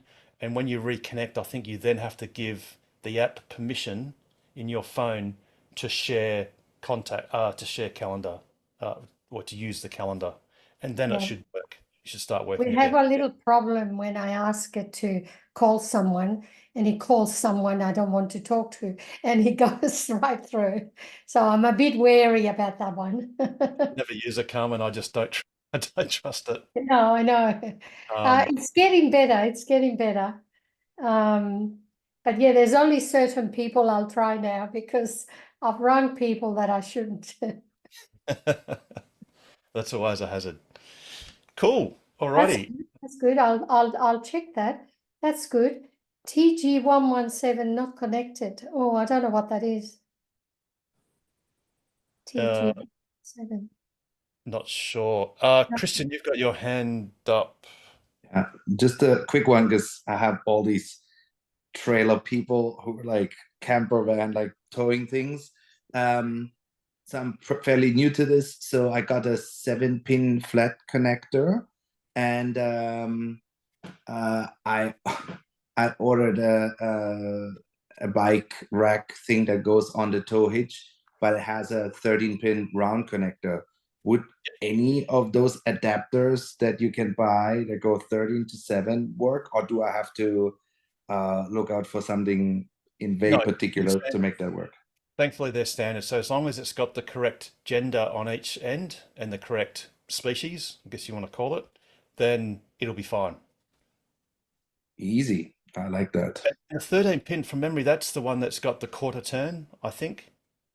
That's yeah, I think I haven't gotten it in yet, so I've ordered it, but it looks like it has a twisty thing. And I saw another sort of adapter thing on Amazon, eBay, whatever, Super Auto. Yeah, but they look like it should work, but I wasn't quite sure because that seven pin flat seems to be a very Australian thing. Yes. In fact, yes, James. Thank you, James. I'm just going to bring this up. This is what you've probably got. Let me have a look. Yeah. Ordered. Yeah. Yep. Yeah, she said she's not leaving until 10 o'clock. this is quite clever because this thing here, when you turn it, that actually engages a bit that stops it from turning or impinges it, sort of locks it in place. Right. Okay. The adapter. And then this other part, the flat part, will go into the flat part of the car that has the 7-pin. Actually, this is the reverse gender. So That's this is the other. to go. This will actually work on Richard Chapman's Model X. So this plugs into the car, and this will be female. So this is the opposite. In fact, I was used exactly that at the weekend, and yeah, it's a great system. So Christian, if your bike rack has this, it'll have this on the bike rack. So you need the female version of this receptacle and the male version of this one. Okay. So All right. I can already tell that's the female because it's got a flap. Yeah. So you lift the flap and then you insert the male into it. So this is actually the opposite. This is the complete opposite gender that you need. But you need that format, just the opposite gender. Fair enough. And what's the regulation on the auxiliary plates, like accessory, auxiliary, or whatever? When do you have to have it? If you cannot clearly see your main number plate, when you're using the accessory, you need to fit an auxiliary plate. The good thing is they're easy to get and they're not very expensive. I think they'd struggle to be more than a couple of $dozen. They're really quite inexpensive. Fair enough. But then I have to get that done too, because I think it's like once you have 2 bikes on there, it's gonna be hard to see. Thanks. A lot of people just don't do it. They just do not do it. So, but yeah, they're cheap to get. They don't take that long either, actually. So, and I can't remember if you've got a Department of Transport online account. I'm pretty sure you can order it online, but at worst, you could just go into one of the locations and just order it. Fair enough. No, online's good. Yeah, give it a go. If you've got the DOT online, I'm pretty sure you can order auxiliary plates, which and the good thing is you can move them from device to device. Doesn't matter what you and I think you might even be able to get several of them because they don't act as number plates. You can't put them on a car, So fair enough. Because they're also smaller. They have a different format, right? And it actually has the word auxiliary plate written on it. Correct. I've seen it. And while I'm on a roll, Harold, you have the commander for the sexy buttons, right? That interfaces with the Tesla. Is there any features or anything extra where you can deal with the reverse sensors when you have something hooked up to it? No. So yes, that'd be a good idea to have a sexy button to inhibit the rear ultrasonics. Yeah, there's a good feature application. Enhanced towing feature. Right. Yes. Should be possible. You should definitely contact Enhance Auto and just suggest it, as that would be a great feature. If that's well, it would be possible because well, like a soft kind of towing mode would be great. Yes. Yeah, absolutely. They should be able to do that. And sorry, if I can just ask one more question. Let's say we're probably gonna have a trip. We're probably gonna go like towards one of those things like Williams.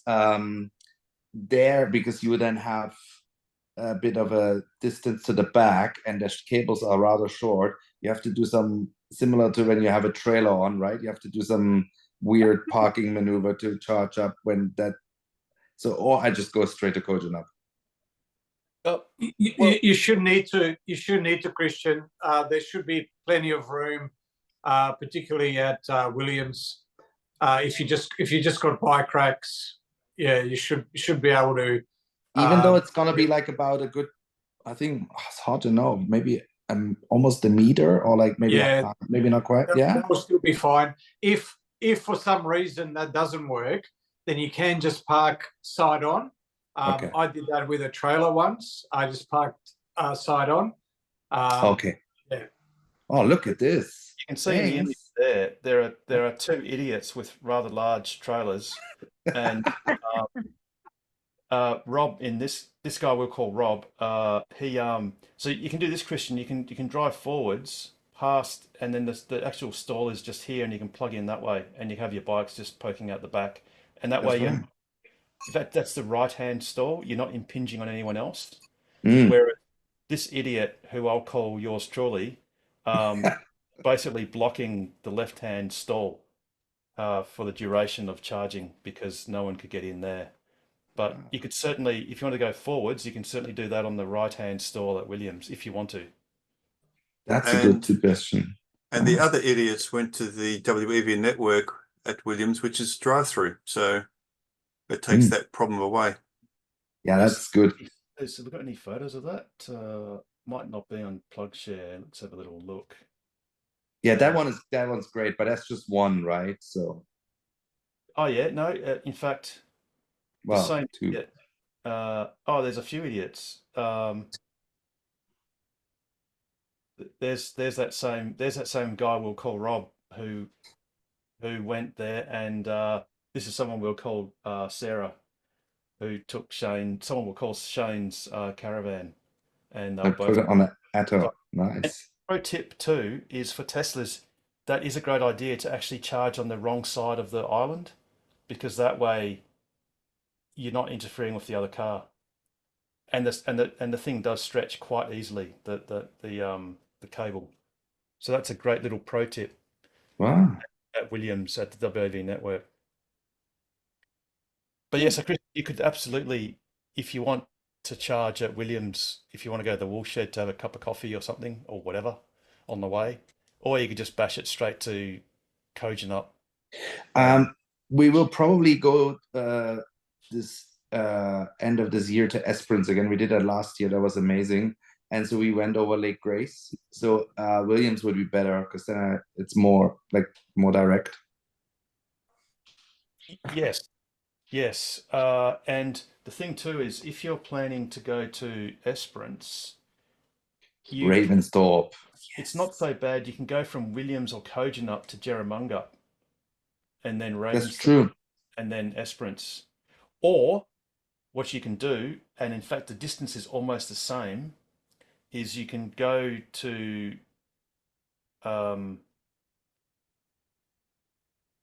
Brookton, and then, well, actually you can probably make it to Hyden if you're leaving home, but you go Brookton, Hyden, Ravensthorpe, Esperance. And that's actually one of the shorter distances. Right. And yeah. Christian, what's your wattage on with two bikes? So I can tell we just went down to Menjamup and I had my roof box on it and sort of a 16-inch bike from my son on there. And it was, I mean, if I go to 110, I'm around 220 watt-hours a kilometer. Versus if I didn't have that on, I would be probably closer to 150-ish. Yeah. So it adds a good 25-ish% extra, just like wind and stuff, a bit more, a bit less. I think I calculated before, just with the roof box, it's definitely around 22-25%. That's you've got a standard range 3. No, I got the long range. I got the long range 3. That's easy then. You'd make well more than 200 kilometers range, probably closer to high 200s. Yeah. 100. Yeah, so yeah. You're fine. And you can always drop the speed, I think last year was a bit like the one situation was not quite as nice because Ravensthorpe didn't have the fast charger yet and only had the 22, and everyone kept stalling, and there was a long line or 3 cars, and so we rolled into Esperance and we had strong headwind with 2%, but it says 2% and you can trust it. So I just went a bit slower, the pro tip that everyone gives, and I was like pretty confident that you can do it, and just kept like adjusting the speed, so I was always between 3%. and yeah, no problem. If you're going on holidays, you should definitely consider having a look at Hyden, because that's where Wave Rock is. In fact, That's true. It's the only reason why you go to Hyden. I mean, that's a bit mean, but and as you're going, the great thing is you can look at Wave Rock on your way to Esperance, because to be honest, Wave Rock looks impressive from about 1 square meter of where you stand, and it looks perfect. At every other angle, it looks a little bit disappointing. And then you can just keep driving through. That's a bit harsh, Harold. Come on. It's true though. I mean, I've seen a busload of Japanese tourists, and I felt really sorry for them, having been on the bus for 3.5 hours. But there's also the Hippo Cave and stuff. I mean, we've been there a couple of times, and it's really nice. There's a Model T in the museum. Yeah, awesome, fantastic. Worth the trip. Well worth. They've got some springs there where 2 rivers meet, and there's a really high concentration of salt. So you can have some natural salt baths where you basically levitate on the water. There's a lot more stuff to do than just the Wave That's Rock. true. But We've done that Wave too, Rock is pretty impressive from more than just one angle. Yes, it's yeah, okay. I've seen it 3 times. It's beautiful, but it's good. We were actually, I mean, look, Lake Grace is also not like cute, but it's like, we thought it was also very nice. They have like a little, like also a swimming pool and stuff like this for the kids, which is not too salty. So that's the problem with the one in the Wave Rock. That salty thing is burns the eyes. So don't dive your kids. Pro tip. Little kids. But Lake Grace, unfortunately, it's a tritium. It's an old tritium, and as I said, I think a week or 2 ago, the half-life of the element tritium is 12.3 years, but the half-life of the tritium charger usability is probably about 12 months. But they have 2 or 3 Tesla destination chargers, so we stayed just at the motel and just did overnight. It was perfect. That was super convenient. So and they're pretty reliable. And then we just moseyed on, like did the 100%, and then just next morning then just went on. Yeah, perfect. But yeah, no, it's going to be a lot more enjoyable for you, Christian, because the WAV network is there. You've got Williams, Kojonup. You can actually go from Kojonup straight to Jerramungup, Ravensthorpe, or you can go Brookton, Hyden, Ravensthorpe, Esperance. That's really nice. And you've got other alternatives going back the other way. And look, you could even do the longer way, which is Meriden, Southern Cross, Coolgardie, Norseman, and Esperance. You could do a loop actually. You could literally turn it into a loop, which is quite a nice thing to do as well. Harold, I have 2 little ones. Every hour or half an hour, I can reduce it. It's not like one of your solitary trips where you just like do your hot laps and you're like, oh, how cool is that? Look at all this, Tesla vision, what it can all do. Oh, there was a rule, but no problem. No, it's a bit different for me. So I have to do it a tiny bit different. If only it wasn't Autobahn. If only it was an Autobahn, Christian, and you could bash out 200 Ks an hour and get it done in 3 hours. That'd be awesome. I did 2018. I surprised my dad. We rented a Model S, just a S75D. And what do you have to do? You have to check it out. You go on an Autobahn. So we went to Potsdam, Berlin, and oh man, there were some BMWs that were not happy. It's just because you're gone, like you're gone. It's amazing. 253 actually. That's what it. No, 263. I think it gets to before the speed goes red, and then that speed limits you. And I do know if you've got an older one with a sunroof, the sunroof automatically closes at, it's either 140 or 120. It might be 140, and it just closes. All right. Okay. Yeah. I mean, it's impressive. It's just like you have such a high consumption. We're not talking 220 anymore. We're like well in the 500s. Yes. And then you spend quite a bit of time charging. So look, Absolutely. Every hour you've got to stop to supercharge, which is pretty crazy. Awesome. All right, we've got less than 10 minutes to go in the program. It's probably good to have some last drinks. I might just play this anyway because it is quite funny. This is actually a great metaphor for all of the car companies and the conventional car companies. And in this YouTube short done by Alan Kohler's little boy, Chris Kohler, when you see this is a great metaphor for what I think personally is going to happen to Toyota. So I'll just spool it up.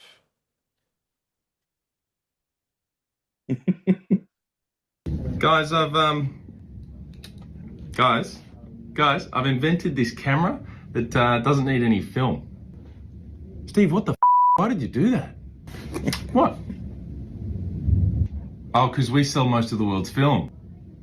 Yeah. Oh my God, I didn't even think of that. Just hide it. We'll put a patent on it, but just don't tell anyone about it. Hey guys, I've got a new version of that filmless camera. You want to see it? Steve! Oh yeah. I'm sorry. I just want to say, we are killing it. That disposable camera idea was really good. We're the 4th most valuable company in the world. Geez, those digital cameras are getting pretty popular.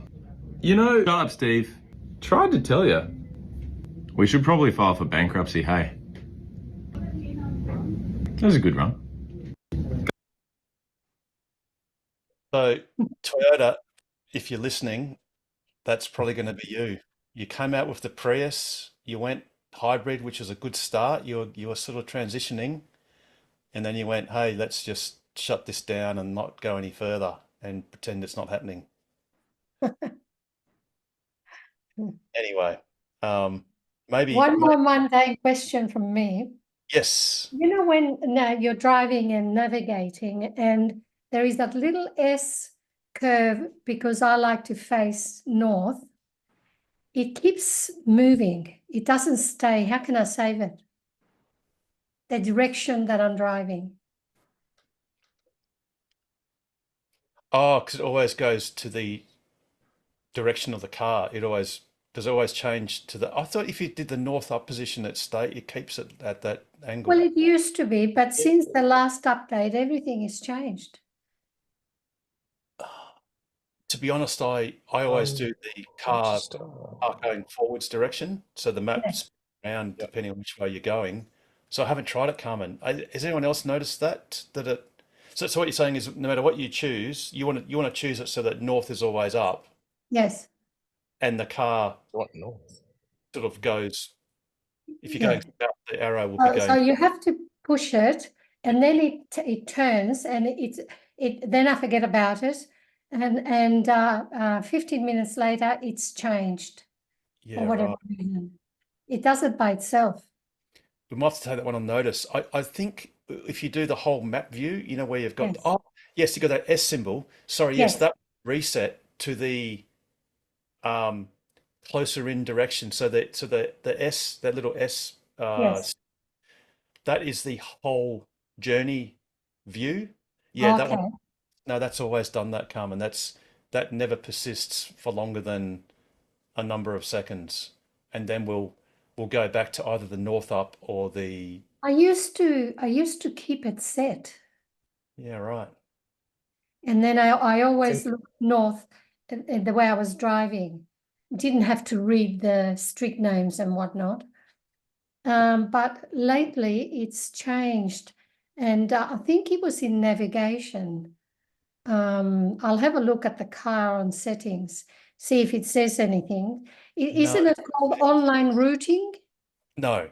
So online, that's so that it pays attention to traffic.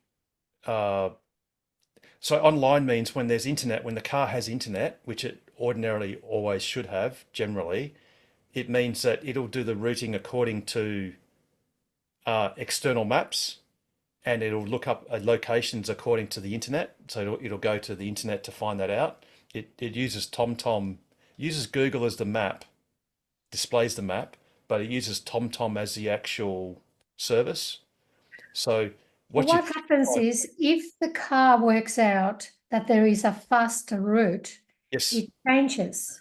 Yes. Because I couldn't work out why it was moving Yes. once I had set it. And I've worked out it moves if it finds a quicker route, and I've got it set on the fastest route.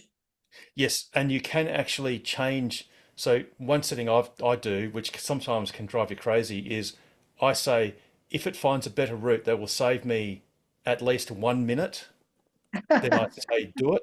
But I think the default is 10 minutes or 5 minutes. Yes, I think I'm happy with 10 minutes.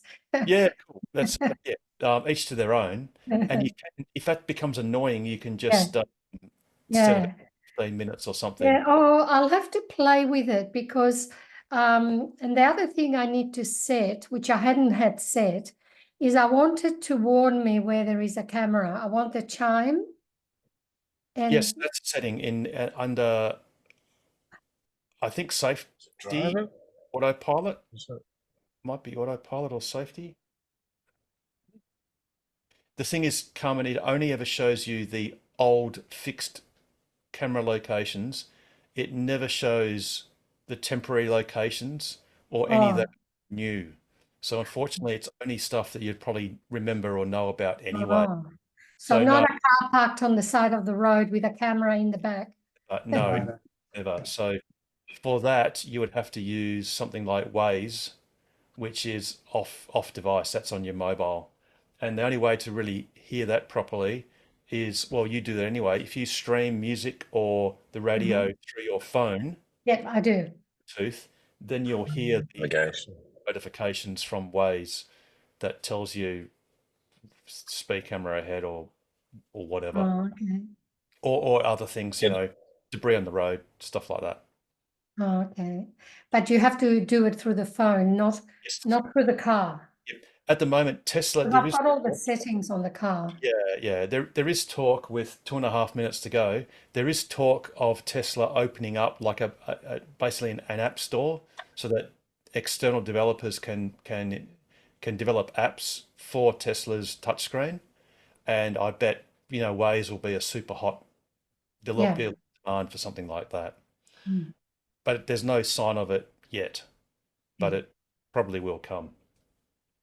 Alrighty, well, with 2 minutes, we better wrap this show up. And Pete, as if I didn't know already, how would you wrap up an awesome show like this?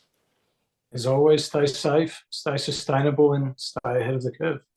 And the best way to do that is buy a Tesla, join TOCWA, and ask us anything about accelerating the world's transition to sustainable energy. Have a wonderful week, everyone. And we really look forward to seeing you on next week's episode of Ask Us Anything. Good night, everyone. And to you. Thank you. Good night, everyone. Bye.